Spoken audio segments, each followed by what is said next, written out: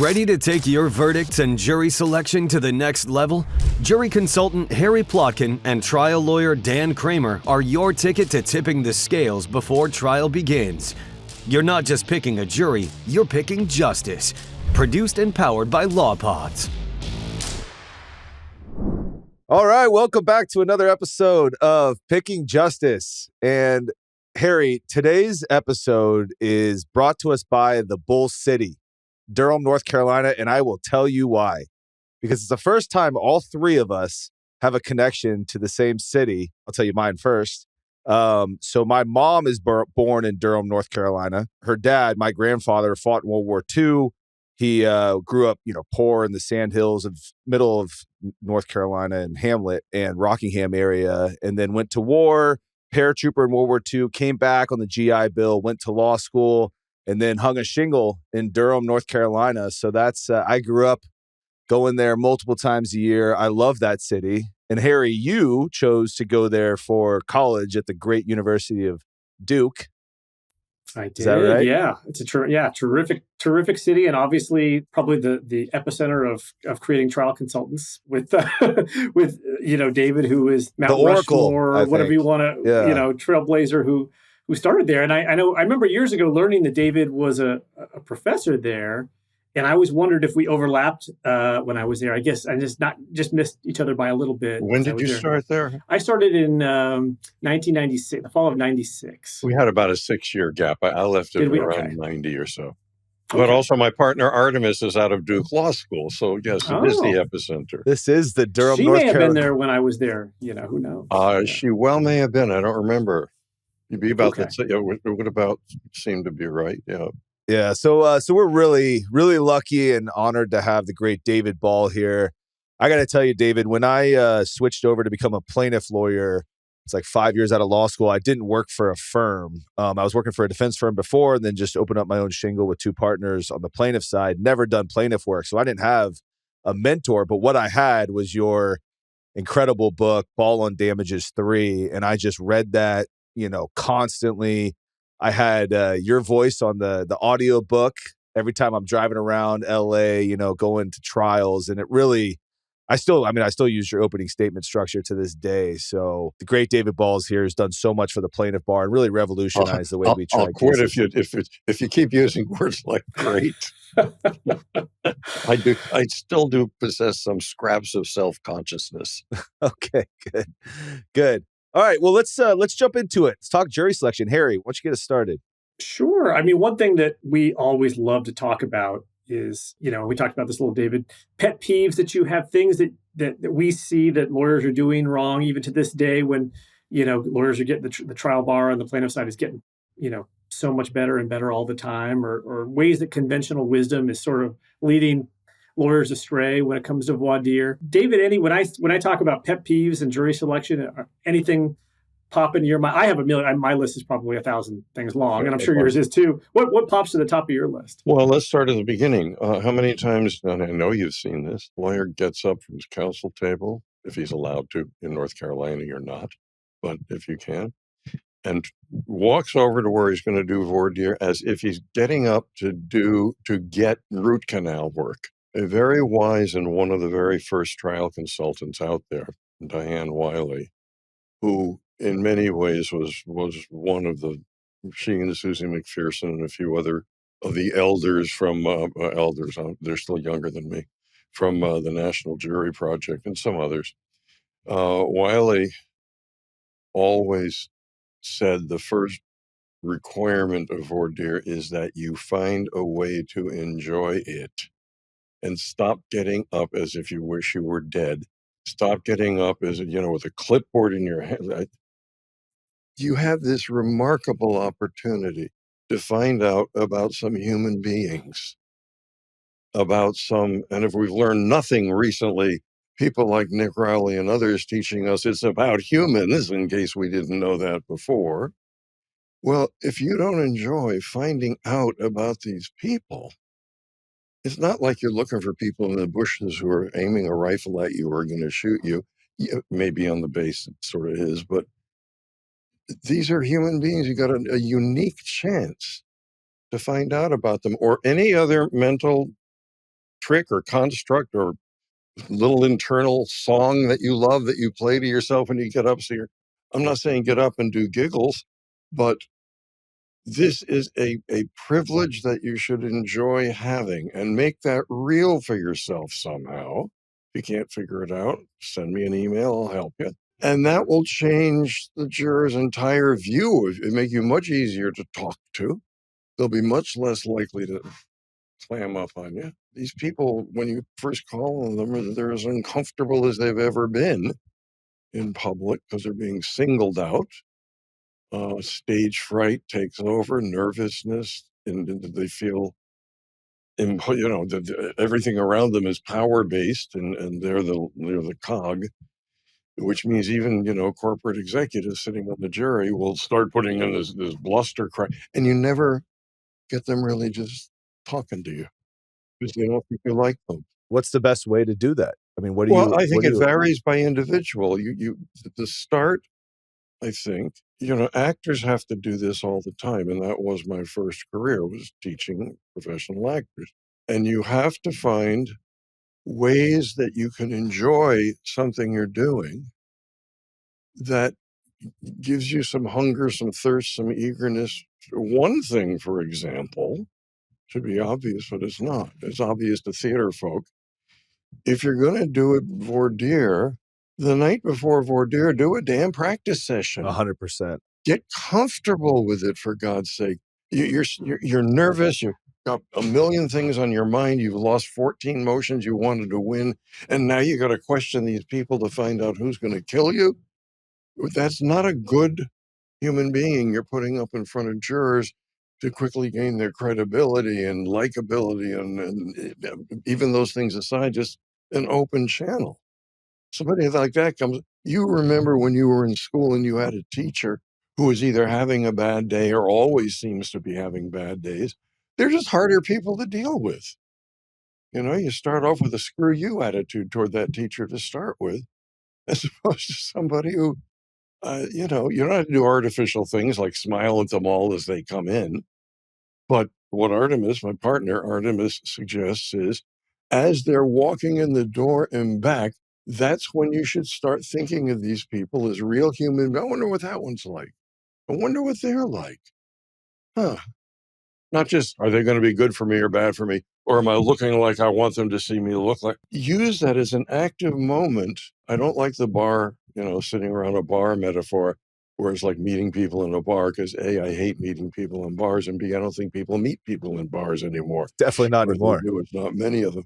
But it's you're in a human being business where empathy and caring about other people is either something you need to have or something you need to develop. Everybody has this naturally, but it can be developed, and that's a topic for a different day. Yeah, I do want to highlight for the attorneys out there on this warm-up idea, like David says, theater back, a dress rehearsal, for example. I cannot stress enough how important it is the night before. Like you said, I don't care what time it is, or you come back from court, like you said, arguing motions, have your staff or your team or friends, 4 or 5, as many as you can, get there, sit in your conference room and just practice. Well, I like it more like a dress rehearsal in theater. I like you to bring in or have your friends and 5 or 6 people that you don't know, complete strangers. If you can do that, yes. If you can, it's not hard to do. Have your office staff each, find a person or two, or put a little note on.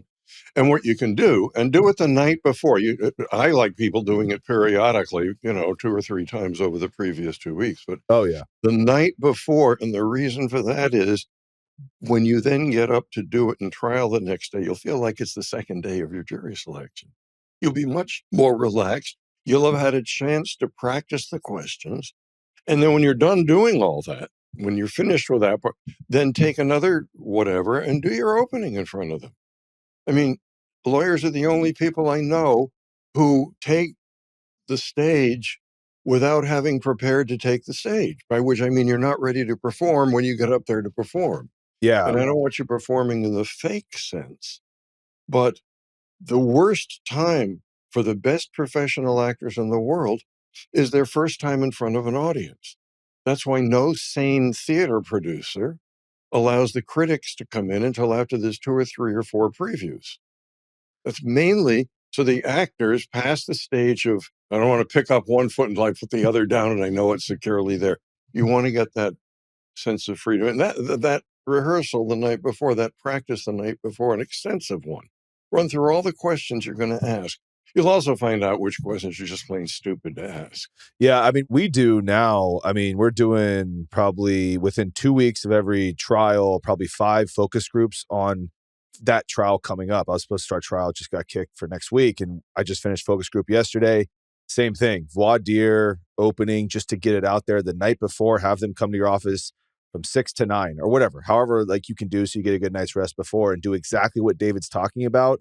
And if you don't have, the resources, you book it on yourself. You could do it on Craigslist, pay them $20 an hour, whatever in your area, you can afford. Food too. Tell them there'll be refreshments. Food, absolutely. To come. And do it in your conference room. Let me make one warning. It is not a great idea to do focus groups to both see how the jurors are going to respond to you and how they're going to respond to the case. When Artemis and I do, Artemis does all the focus groups now. And you can find anyone to do this who's capable of getting up and reading these statements. You don't want the jurors responding to how they like the attorney in a focus group unless you also have the defense attorney there. Otherwise, you're going to get a totally false read. So we remove that huge variable altogether. And that's why we make people write up the case, which, by the way, is the best trial preparation I know, is you write up the case and then you have somebody like Artemis or Harry or me, if I decide I want to do another one. I've done 8 billion of them. Help you. How do we do these statements of the case? It's a great way to prepare for trial. But then we know the jurors are reacting to the content of trial and not whether they like the plaintiff's attorney, who's the real plaintiff's attorney, versus some person who isn't the defense attorney that you just dragged in to do the defense. Because that can really throw a lot of results. And I'm always surprised that so many otherwise good consultants don't seem to pay attention to that. So I like one person to do the whole presentation to take personalities out of it. And I would rather it not be the person who is presenting the case for another reason. There is nothing like sitting in the back of the room or watching from a video camera, a group of people listening to a case you wrote, because you will learn so much just about knowing real people are now listening to it. You'll hear it with a whole new set of ears, and you will find things that are problems and that should be different that never even occurred to you. I mean, I directed 8 billion plays when I was in theater.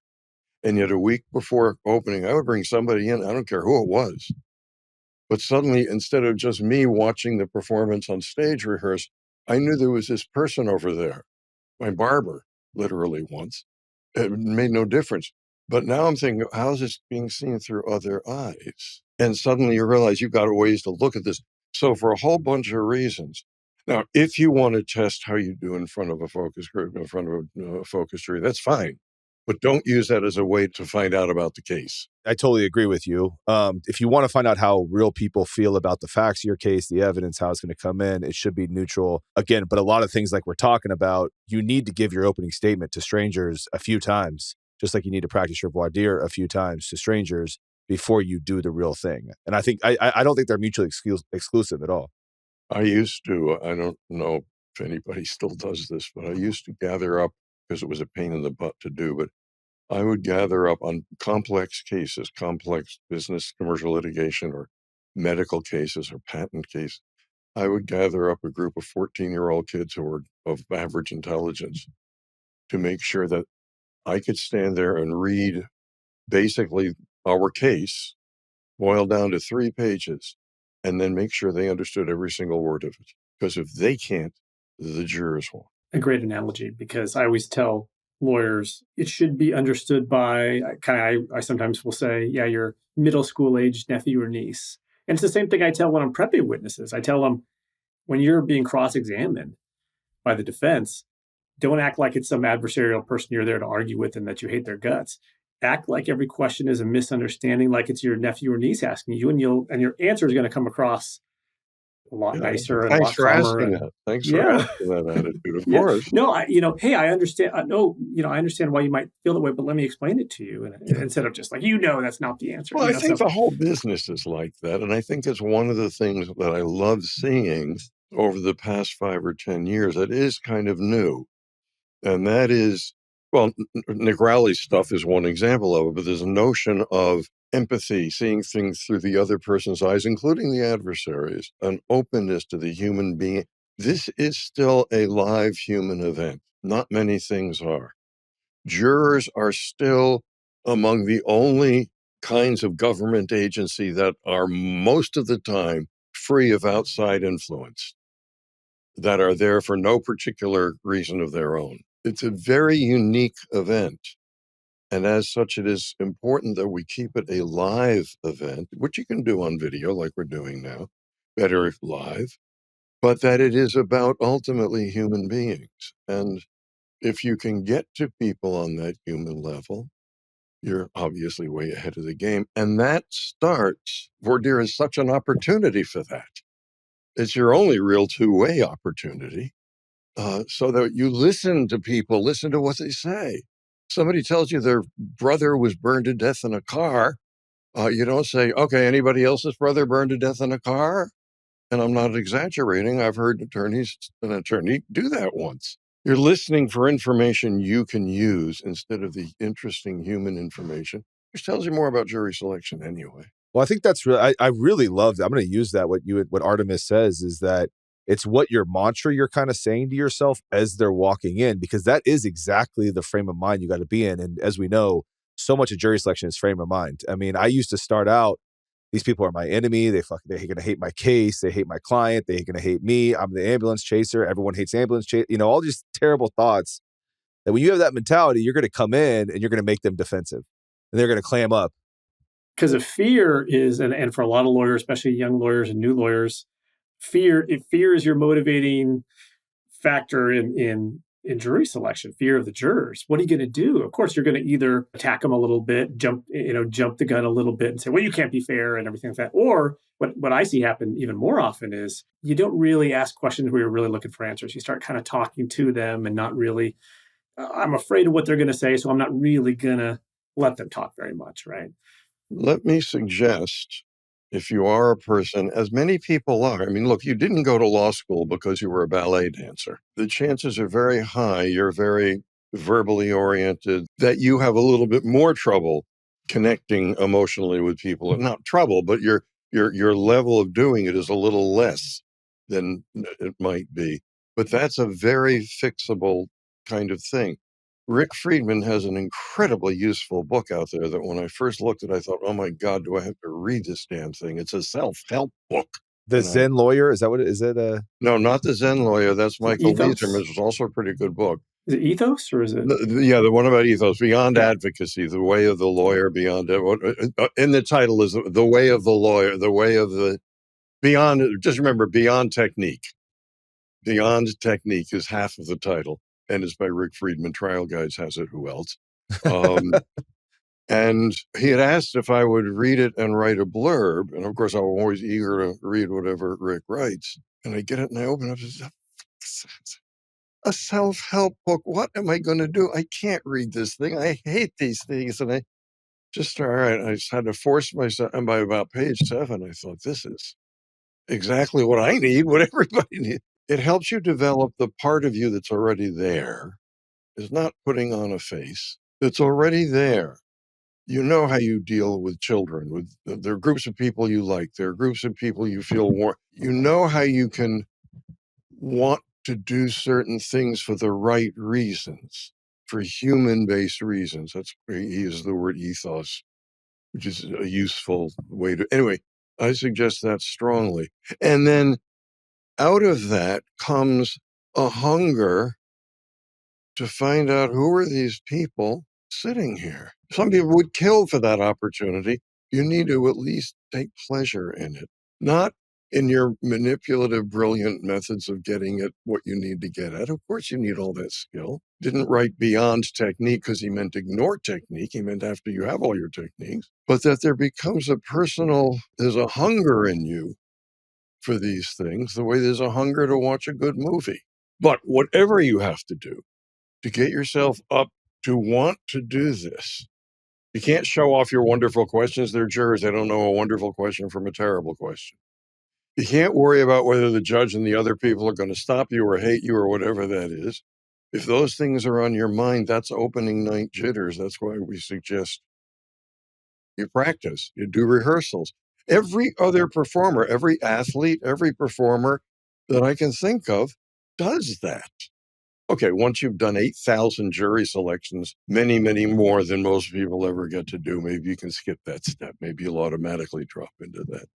But anyway, to answer your first main question, I only started at the chronological beginning of voir dire. So Harry, before you pick a jury, do you practice your Post-it note writing the night before just to, you should have asked this question. So I'm not fumbling it. Yeah. Yeah. I always make sure to spill a glass of water over my table just so I can do it in court. But no, I mean, like David, I mean, I think, and obviously, unlike most lawyers who only get to try a few cases a year at the most, I mean, obviously I've seen so many juries and picked so many juries, but I do have that same mentality that he's talking about of every time I go in there, I'm knowing there are going to be some jurors who are bad, but we're going to identify them. And so when we get bad answers, great, I'm thrilled that we got that because we know who to get rid of. And I also know that there's going to be, no matter what venue we're in, no matter how many times people warn me, this is a terrible venue, they're going to hate this kind of case, they're going to hate, and they never give big damages. I know there's going to be some good people there. And we're going to. What do you think about venue? When you hear things like it's a terrible venue or that won't work, what it means is that attorney doesn't know how, which is a legitimate concern, of course, but that's part of the job of a consultant to help them be able to do that. But face it, most attorneys for most cases are not going to and can't bring in a consultant, at least not a good one, and can't bring them in for very long. So you do need to learn a lot of this stuff for yourself. It's also the advantage of having a good consultant that you work with at least once or twice, because you're not just learning about your case, you're finding out how do these people, and we all work differently. I mean, there's no two consultants that are the same that I know of who are any good. People say, oh, trial advocacy is an art form. Well, no, it ain't. Any good art form has got a hell of a lot of technique underneath it. It becomes an art form when that technique, you can release yourself and go beyond it. But at that point, you had better be very human-oriented, or you're going to do Jackson Pollock, which is not the right art form for trials. It's not. No, it's not. Well, I mean, defense attorneys, they throw whatever at the wall and see what sticks, right? I mean, isn't that... Well, but that's a technique. Exactly. It's a very good technique. It's an incredibly good technique for them, not for us. Right. It's not. So, okay, chronologically. So I like the internal, how to get yourself to be a human being. And then what's your advice to the initial extra? What are the things you like to hear the attorneys you work with or you've seen successfully done that they say to really make that comfort for the jurors happen quickly? I think both Harry and I would have the same kind of response to that, which is, do you have about a week? The thing I would put second is, don't expect jurors to give you a reliable answer to things they've never thought about in their lives until you've asked them now in trial. How do you feel about preponderance? How do you feel about big verdicts? How do you feel about this? How do you feel about that? They don't know. They truly don't. If I ask you a question about something you've never thought about until then, you don't know. So you will come up with something, but it's very hard to rely on that. So I like to craft questions, different ways of doing this, and some people can just do it because they sort of have a feel for it, that don't ask jurors to polarize themselves. Instead of saying, just pick an example, some people, not even that, starting in the wrong place. How many folks here have negative feelings about lawsuits? Well, trust me, most people have not spent more than 30 minutes in their entire lives thinking about that, if not 30 seconds. So you need to make it easy for them. You say, some folks have some negative feelings about whatever lawsuits. Other folks, they're okay with them. And what I need to ask you, are you a little closer to the folks who have some bad feelings about them and some questions about them? Or are you a little closer to the folks who are okay with them? The answer to that question doesn't tell you anything. It is the follow-up. And the only follow-up question you need, in my mind, is tell me about that. whatever they say. I'm a little closer this way, a little closer that way. If you have to start with a group question, how many of you lean a little this way? How many of you? But if you say, are you for or against something? Preponderance, for example, which people do not spend enough time either teaching or getting jurors to do. And one of the great places to ground that is in voir dire. You can get every jury using preponderance almost every time, but it's a little bit of work and you need to learn how. But the way you do it is not by saying, are you for it or against it? Who in real life has ever thought about whether they're for or against preponderance? And yet we need to know. You need to lead them into it and not get them to polarize, or they will. Sounds like a terrible idea. It sucks. Or the other thing that, how many of you think $10 million is too much for a verdict? And a lot of people raise your hands and you cut them. But what we found constantly in focus groups is that means nothing to them after they learn about the case and they see what happened if you've given it an effective damages thing. So don't expect jurors to be able to know what no human being can know.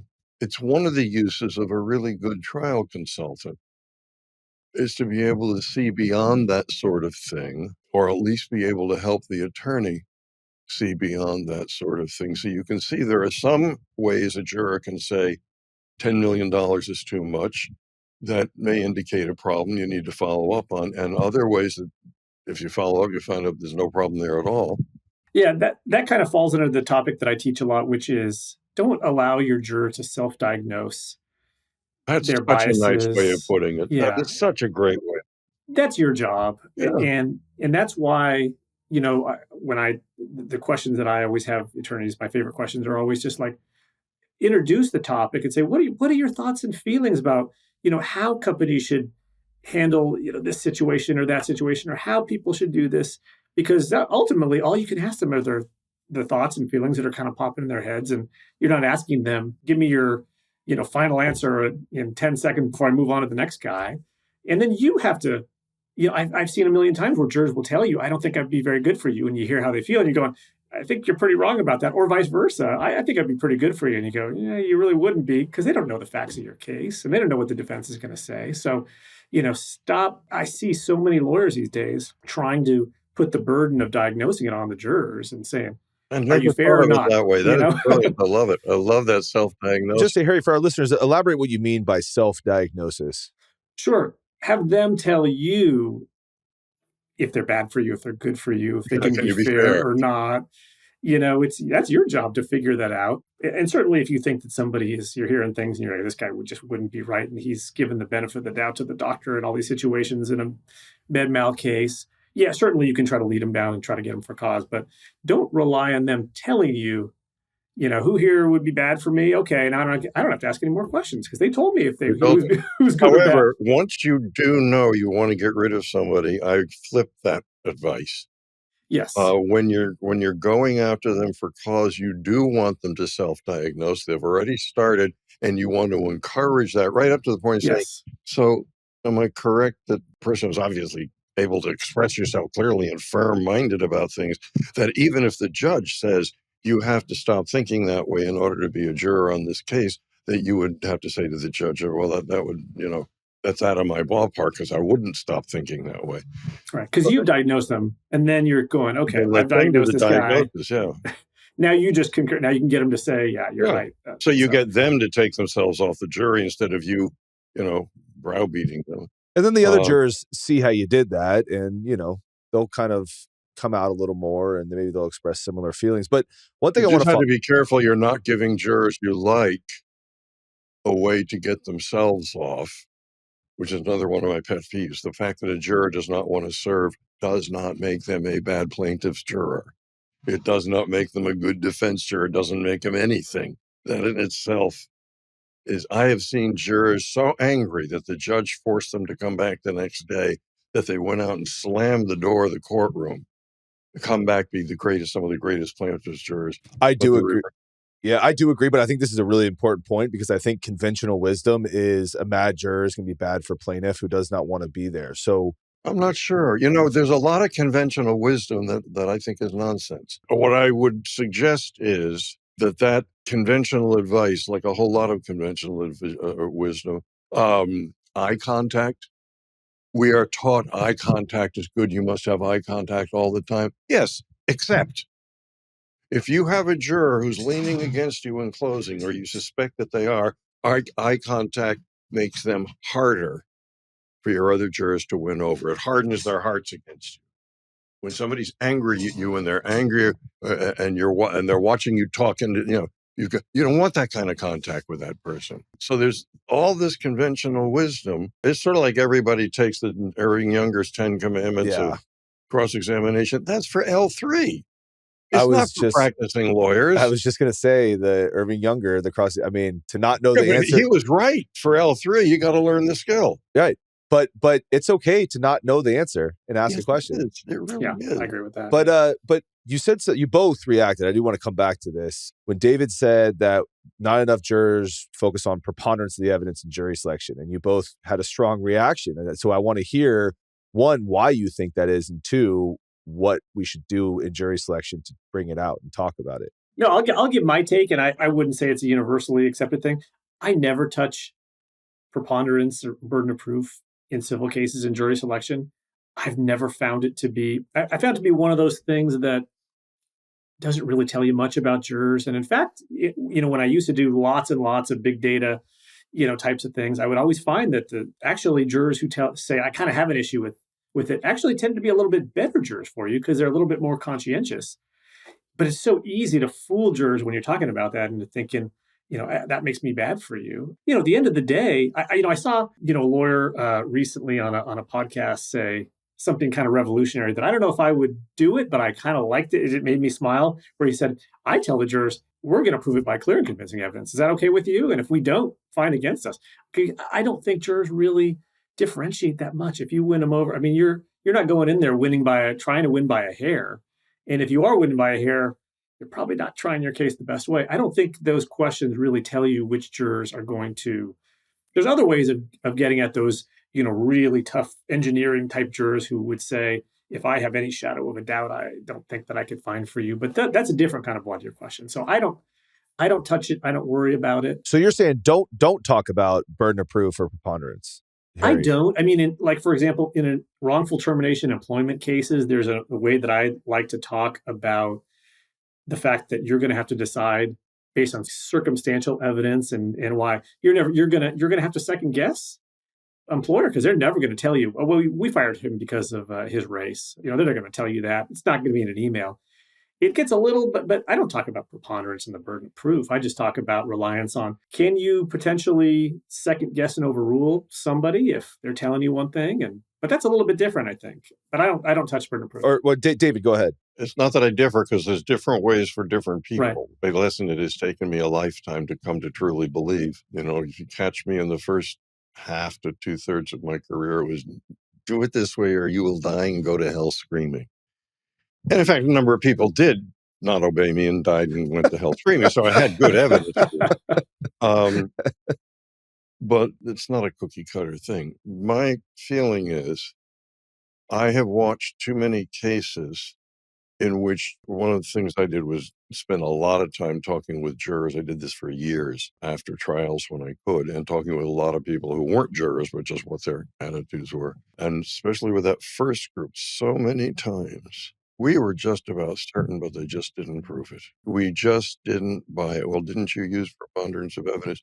Yeah, we thought it was very likely that he was definitely wrong. And so they're not using preponderance. And I did find a way that you can teach them to, and more importantly, persuade them to apply preponderance. And it gets particularly important on the size of the verdict, on the damages thing. So I did find it useful and important to do that. However, it's a multi-step process and it's not easy to do. I've recently been applying the same thing in criminal cases. I know we're not here today about criminal cases, but in getting jurors to decide cases on the basis of preponderance, on the basis of beyond reasonable doubt, it's a flip side. But jurors never, ever, ever do that in criminal cases. And every attorney in the world says, don't even try to get them to do that.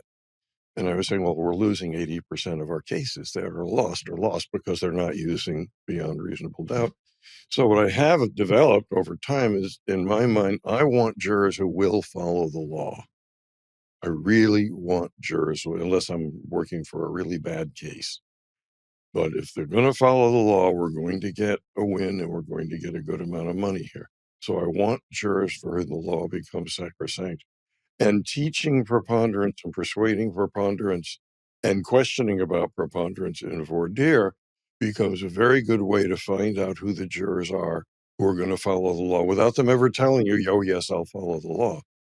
So it serves multiple So what are purposes. the questions? What are the questions you'd like to ask? It's more, like I say, it's involved. It's in Damages 3. It takes a chapter by itself. Yeah.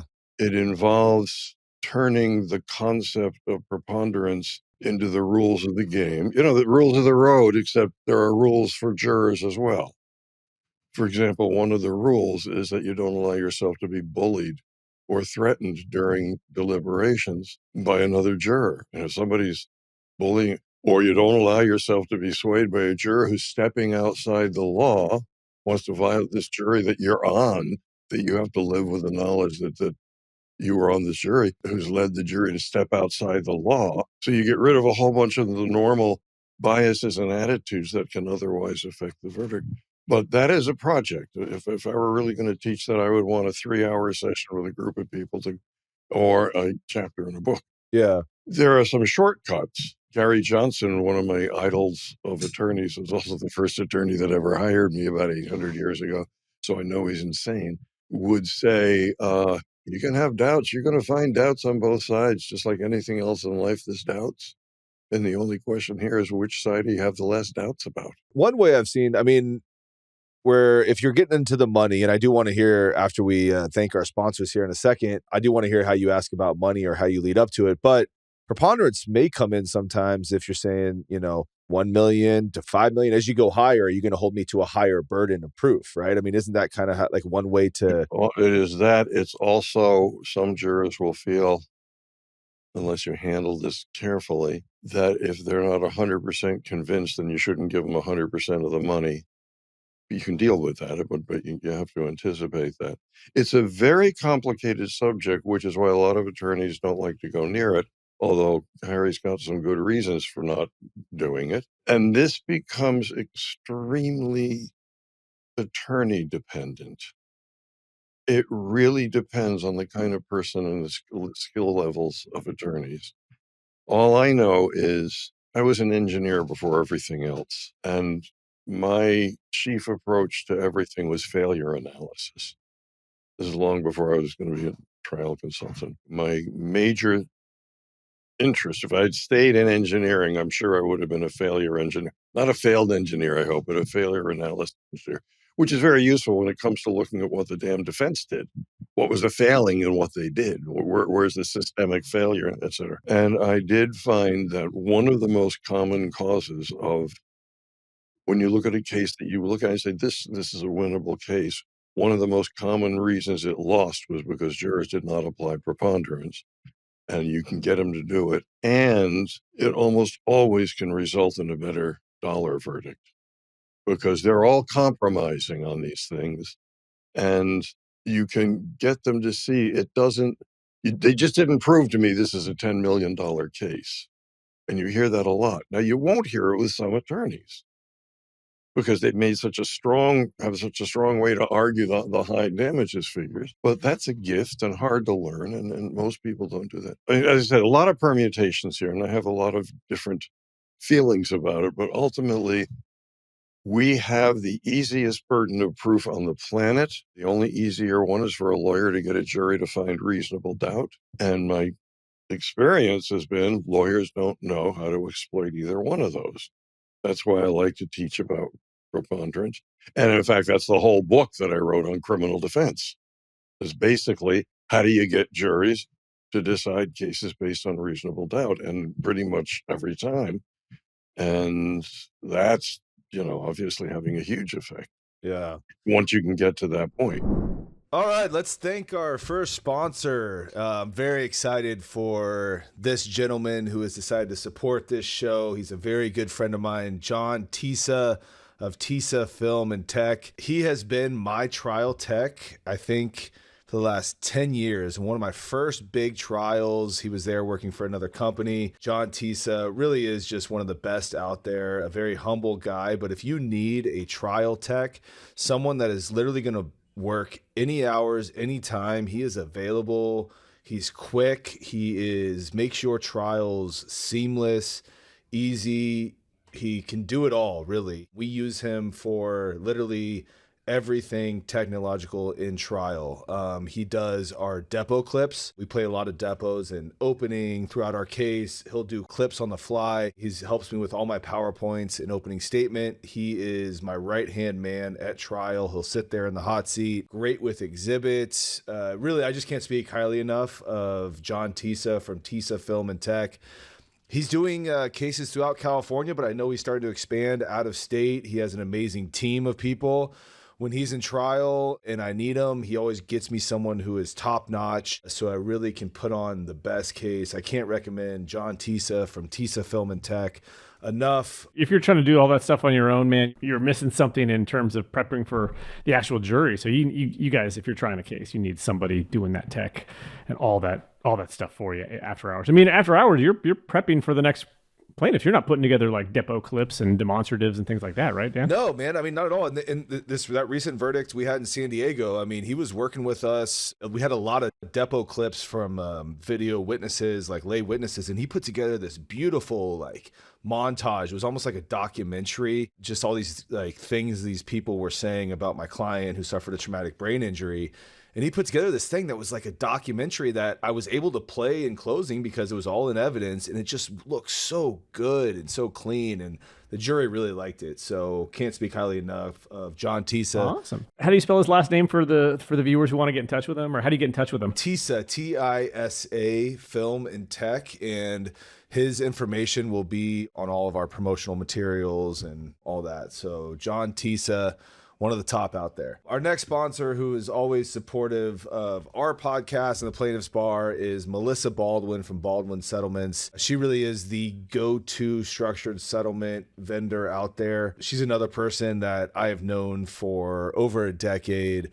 Extremely supportive of the Plaintiff's Bar, CALA, CAOC, AAJ. She will get the best deals for your clients, get them the most money in their pockets from a structured settlement. She works great with clients who may not be that sophisticated. I had a really catastrophic injury death, or not a death, but it was nearly a death, where my client was not very sophisticated. He had some drug issues, and she was able to speak at his level and get him to do a structure that really helped set him up and his family up for the rest of their lives. Got him a great rate. She also structures attorney's fees, which is something I've started to do lately, just structuring fees so you can kind of have a little nest egg built up for either your business or yourself. Melissa Baldwin from Baldwin Settlements, really just a fantastic person, great businesswoman, a great mother, and a great friend who I highly recommend. Melissa Baldwin from Baldwin Settlements. So with that, thank you to our sponsors. Let's get back to this great show we got.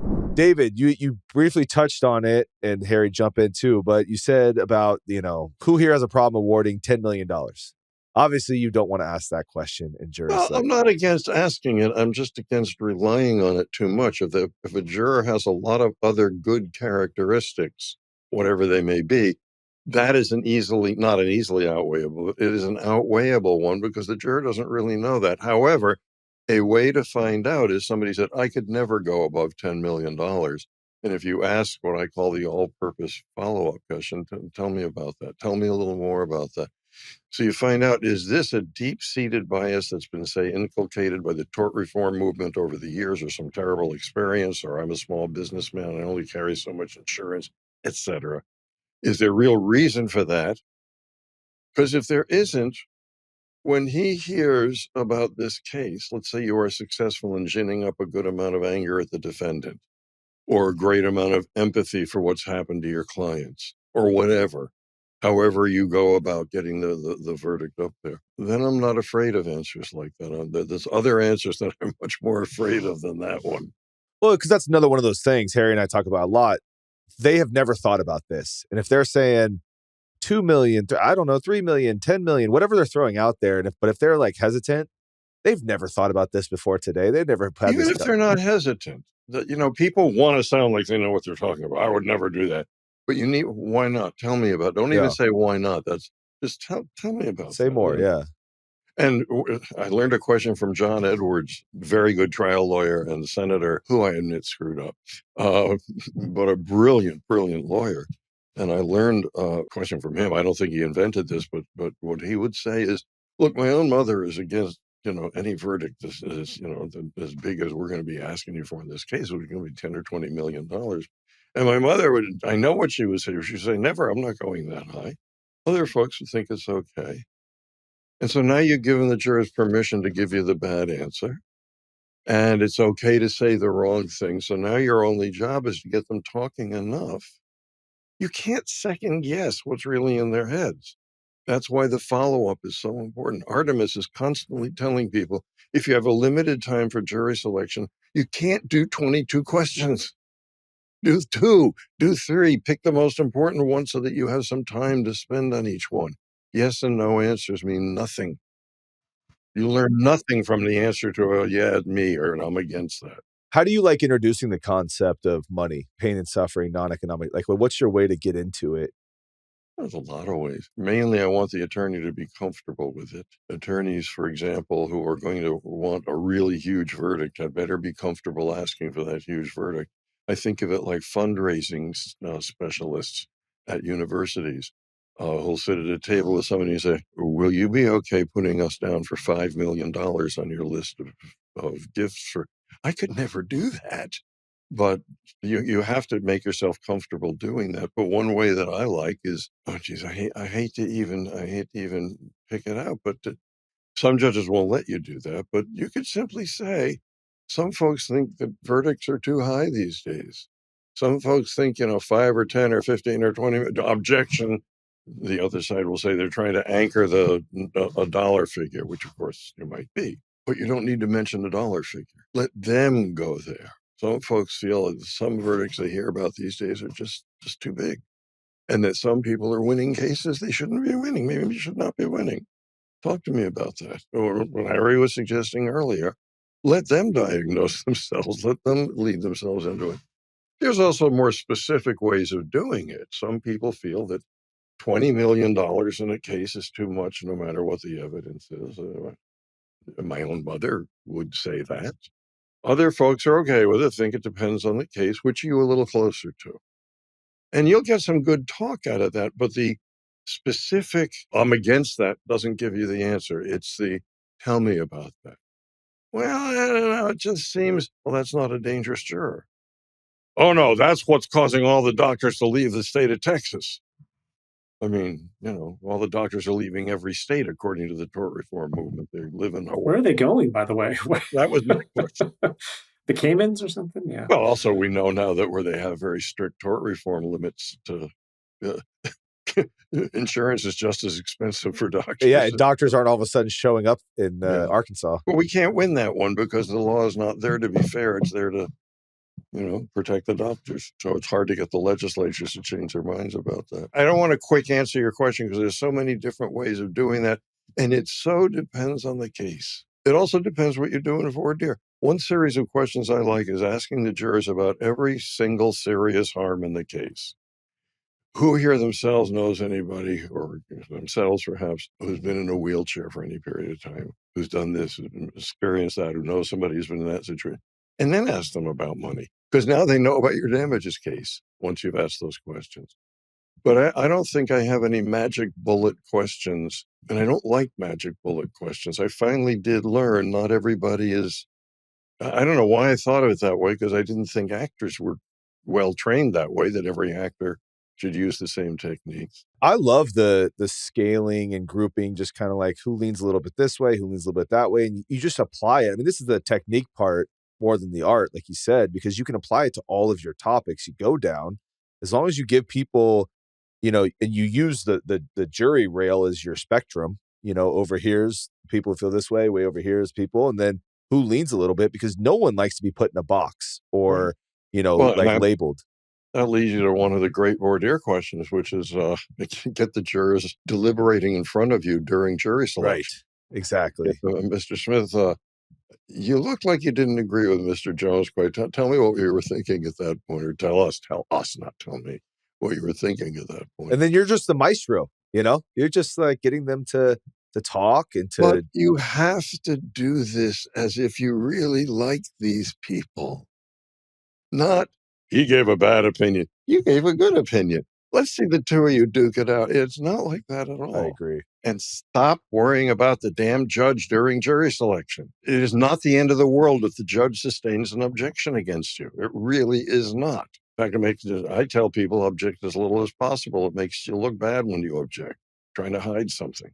I think that's one of the biggest fears as a younger lawyer I used to have is just like, I want the judge to love my voir dire. I want him to like say I did such a great job or, all this stuff. When that's not who the person you're trying to decide your case. Something important out of Rick's book. The things that you're concerned about, paying my office rent, paying the staff, having enough money, not looking foolish, hating the thought of lose, all those things that take over, you need, and this is a lifetime of development. This isn't a trick.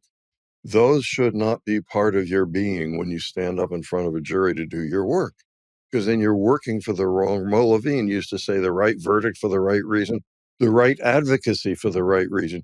You are there to right a wrong. You are there because you are, Superman is not thinking, if I beat the hell out of the bad guys, I'll have more money to buy a new house. He's thinking the right thoughts. The heroes think the right thoughts. You need to be thinking, not just thinking, but that must be the thing that drives you. That's so funny you say that, like literally, because my method is I listen to the Superman theme song right before I'm about to start jury selection, because that gets my mind out of all the other bullshit I'm thinking about, what's going on at home or rent, or like you said, office, whatever. Who the president is, I don't know, whatever. There's a similar technique. I can't remember if I stole or invented because it's a long time ago, but like I say, I steal things for a living and sell them to other people. But I've seen it now, so I can't remember if this is the first time I saw it or if I suggested the guy do it. But before he gets up to do voir dire, he opens the lid of his briefcase, which is facing him and not the jury. And he studies it for a moment as if he's looking at his notes just before he gets up to do voir dire or opening or even an examination. He's looking at a picture of his little girl. Hey, Dad. Now, I don't have children, but I can imagine what an effect in the middle of a horrible workday of tension and judges. I love this kid. Just carry that up to the jury. Yes. Hum to yourself a song like you do. What's your upbeat music? All of that stuff. Headspace is so important. I've always been on the verge of doing a book about how do you get yourself into the right frame of mind, mood to do these things. There's some chapters in various things that I've written, but I really think I don't think many people would buy the book because it's fuzzy stuff. Lawyers like specific stuff, but still. But your mental state is everything when you're going to talk to 40 strangers who you've never met before. And if you like anything, any kind of confidence you have, you're single, you're going out on a date, like all these things, it's your mindset. If you're in a confident place, you're going to want to learn, listen. You just figuratively puking is not a good idea. Yeah, you don't want to do that. You don't want to really puke on a date, your first date either. That's not a good idea. It humanizes you. Yeah. Let me go. Can I go on a tangent real quick? Because you brought up one thing that I was thinking is, and you're talking about superheroes here. David talked about assuming that jurors are going to have some well-formed answer to the questions that you're asking. And one thing I always teach too, and I want to hear, Dan and David, your thoughts on are, a mistake I see made is that lawyers assume that jurors' experiences that they've had are going to tell you how they now feel about something. And I always tell people, lawyers, it's kind of like a superhero, origin story. Like the superhero and the supervillain have had the same thing. Like Batman's parents were killed tragically, and so was the supervillain. And the only difference is how they handled that. And the superheroes are the ones who say, I'm never going to let that happen to anybody else. And the supervillains are going, everybody else is going to feel that pain. And so in jury selection, you hear a juror say, well, I once had this happen to me. A doctor once screwed up my aunt's, surgery. And a lot of lawyers go, I know exactly how that person is going to be in this case. And they could not be more dead wrong. Guys, I want to hear your thoughts on that. How do That you is a teach lawyers? great analogy. I love that, actually. Go ahead, David. Yeah.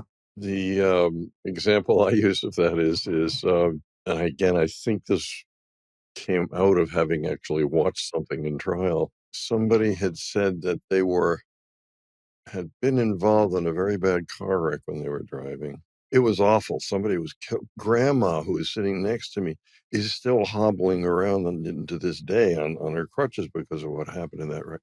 It was terrible. And so, the typical, I don't even want to say that. Some people would write down, get rid of that juror. I mean, let's keep that juror. They've had this experience. They know what it feels like.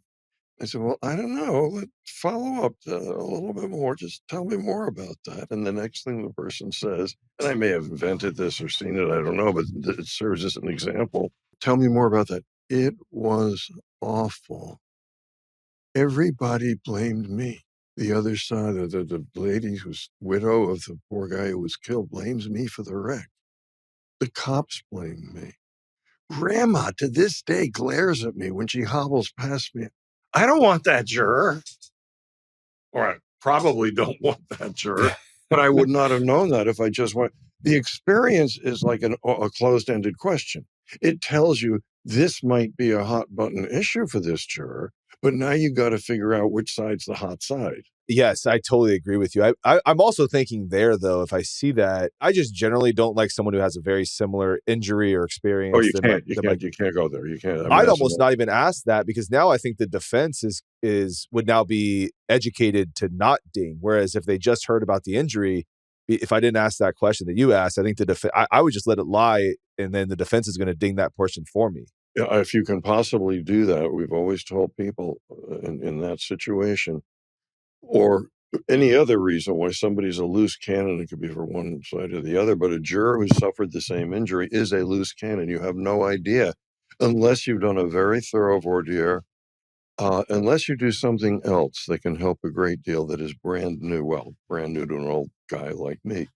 And that is, you can learn an enormous amount about prospective jurors online, properly following the rules. You don't make contact with them. You don't use LinkedIn without checking the thing that says, let me snoop around anonymously. But Artemis and I were doing a jury selection in Florida. It was just before COVID, so it's a while ago now. And now things are even better because there's so much more ways to research a jury. But Artemis was at home in Chapel Hill, and I am sitting in trial. And it was a 3-week jury selection. And the plaintiff's attorney was one of the really great attorneys in Florida, doing a superb job with his voir dire. And we learned a lot about the jurors in trial and voir dire. We learned more from what Artemis and a small group of people were rapidly getting online about these people. We actually learned more from that than we learned. Now, when your time is more concentrated, it's even a greater value. Well, let me ask you then, in that situation, that was the information you're getting, were you thinking this juror is giving me great answers, but I'm finding something on their Facebook? That's one of the things. You never know what you're going to find, but you will find, is this consonant? Are we getting things that are going along with this person? Is it opening? What are their Facebook? Go to somebody's Facebook. Go to somebody's social media. Do they take part, for example, in charitable activities that benefit other people that is not strictly limited to the church? Because that's kind of an exception to judging whether somebody's generous, because they can be doing that for other reasons, not necessarily, but maybe. But you can see what they do with their lives. And if you have, a half hour, an hour, or 2 hours for voir dire, that's the most information you're going to get. But it's amazing the stuff you can find out. Similarly, make sure you know what the jurors are going to find out about your client and you when they go online. I say when they go online because they will go online. They will go online during the first break they have. They'll go in the bathroom. They'll all be sitting there on their phones looking shit up. Looking stuff up in case you need to. No, we cuss. We've actually kept it pretty clean there because. Well, I didn't know if you guys had. No, today we have for some reason, but we're gonna fucking stop that now. But anyway, the internet has changed a whole lot of things, just as big data has changed a whole lot of things.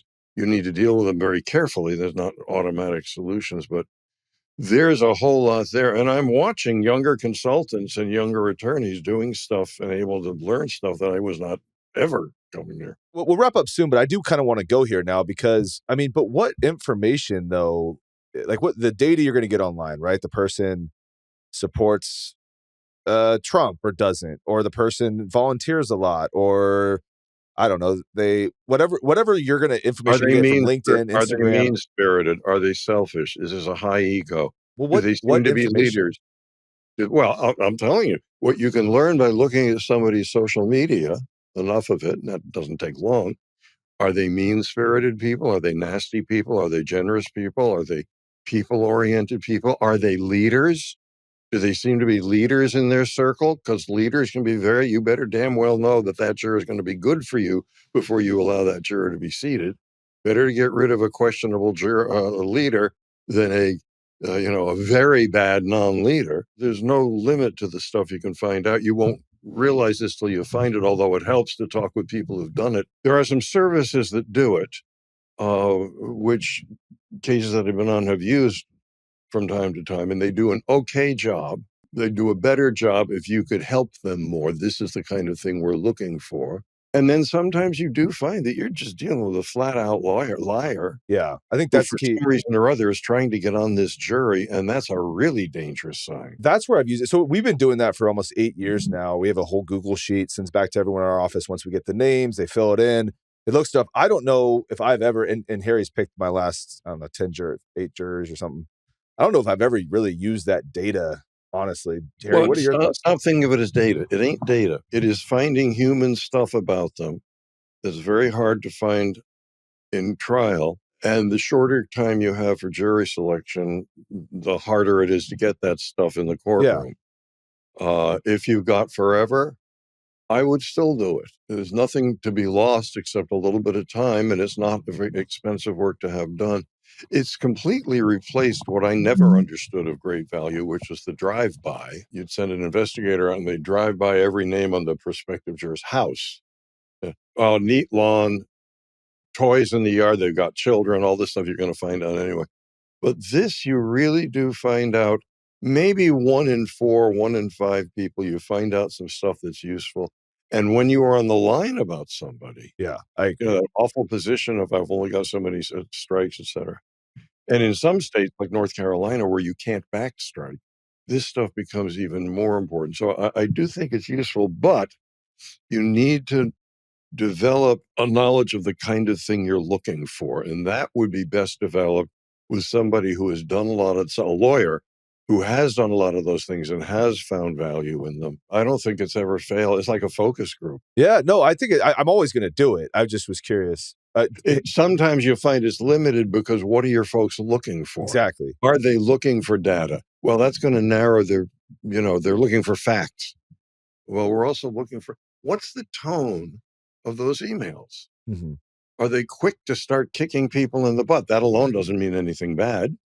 But that taken with other things, taken with the impression you get in trial, that can be very, very useful stuff. It also tells you stuff, and I do want to get this in, what you learn online and what you learn in trial, in the courtroom during voir dire, is very good information for learning how to do your case. Those are know your audience. I forget who the lawyer was who suggested this. Artemis now tells people this all the time. I hope they do it. You come in the morning about a half hour early. You take your overview outline notes from each juror. You sit in juror number 1's chair and you look at your notes on that juror and you say to yourself, okay, how's he going to see today? How did he see yesterday? Then you move to the next. You physically sit yourself there. This is a great way to develop empathy for the people who are sitting there.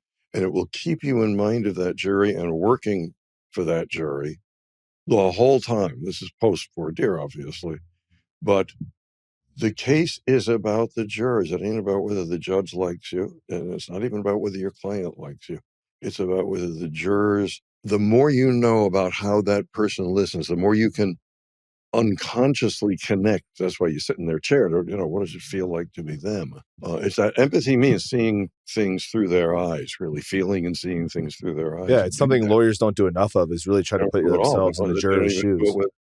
They don't even do it with their clients. No. much less the other side's client, the lawyer on the other side. Boy, can you learn a lot about how to handle that defense attorney once you've really seen the world from their point of view and not just that they're a son of a bitch.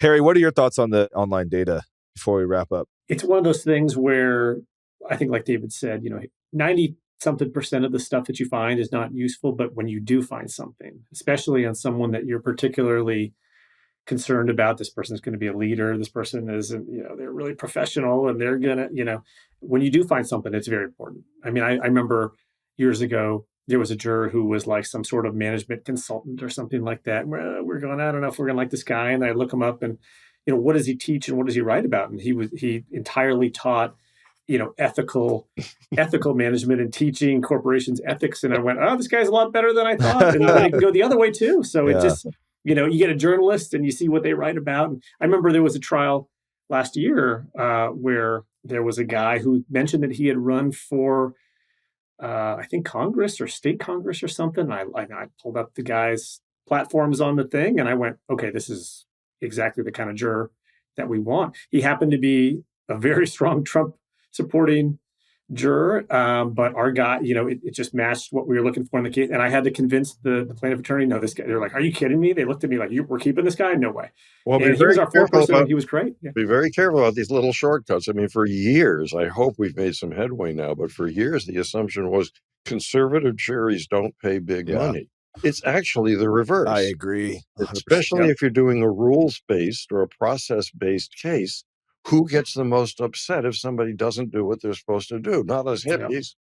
Yeah, I totally agree with that. I think bigger awards for people who get angry about and take their oaths seriously. Like you're talking about following the rules, that their own laws, their own rules they have to follow. Well, this is great stuff, David. Thank you so much, Well, man. I loved I've been eager to learn something about Harry for years since I've been hearing about him. I had no idea you were from Duke. Or I just would have gone over and gone into the records office, to which I still have a key. Right? Really? I don't know. You probably lived in the fraternity house across the street from me or something. Where do you live? I did not play lacrosse. Yeah, my grandmother didn't play lacrosse. Huh? Yeah, no, I did not. No. my mom grew up on Watt Street. Really? So, I used to walk around Duke Wall. 10-minute walk from here. That's amazing. Is Bullock's Barbecue still open? Yes, indeed. I love Bullock's Barbecue. It is still there. It's I do love that. The city is very different. It's huge now. When I got here, isn't the food? It's like a big food scene. Sorry, it's a big food scene now. I think there's lots of microbreweries all over downtown. All over there's like 30 of them. The relations between the university and the town are always a little bit strained, but they're much, much better now than they were years ago. The university is very diverse now compared to what it was. It is extremely. When I was there in I got there in 85. We're now off the record, I assume. No, well, when I was there in 85, only 10 or 15 years earlier, the medical center had a limited number of beds available for Black patients. That's how, this is the South. Yeah. Oh, yeah. And a guy came in and took it over and really just turned the whole ship. A guy named Bill Anlian, who in my mind was one of the great human beings I've ever known. But he did, and the university has done a lot. It's a great school for everything except the arts. That's funny. It's better now for the arts than it was, but it's just good. They want extracurricular arts. They don't want their kids to go be artists. But it is changing. It's a liberal arts school primarily, but it's also a place where I'm not paying Duke money for you to do something fun. And since you were there, Harry, I don't know how much of this was there at the time, but Duke's Science Center is now world class. It's taken up. It's as big as the whole rest of the university put together now, and I've done a lot of work over there with there's this thing called the Duke Brain Institute, DIBS, Duke Institute for Brain Sciences. I worked on a research project that was being funded by the National Science Foundation. It was peripheral because I'm not that kind of science. I'm not a scientist.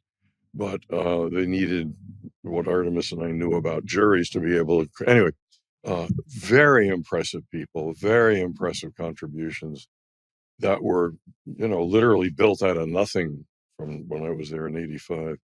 So the place has changed a great deal. Yeah. All right. Durham, North Carolina, getting a lot of shout outs. I love this. And my mom's going to listen to the episode. She's going to be very And excited. you watch those Blue Devils this year. Oh, Connor Flagg? Yeah, man. Cooper, yeah, God, sorry. My Cooper. son's name is Connor. Cooper Flagg. Yeah, he may turn out to be the second best one. We'll see. Yeah, he's He may have another incredible. one on the team. All right, David Ball, thank you so much, man. This has Thank been you. a real Anytime. pleasure. Love talking to you. Harry, on to the next one. I want to thank Law Pods for making this possible, really helping a lot of trial attorneys out there who maybe don't have mentors, maybe started their own firm out of law school, learning how to try cases the right way. So thank you so much to Law Pods and all our sponsors. Take care. Guys. Thank you so much. Thanks, everybody. If you're enjoying the podcast, the best compliment you can give us is sharing it with a colleague who would find it valuable. For all the best clips from the podcast, follow us on social media. You can find those links in the show notes. Have a jury selection story to share? Email us at podcast@pickingjustice.com, and we may address it in a future episode. Until next time, remember, you're not just picking a jury, you're picking justice. Produced and powered by Law Pods.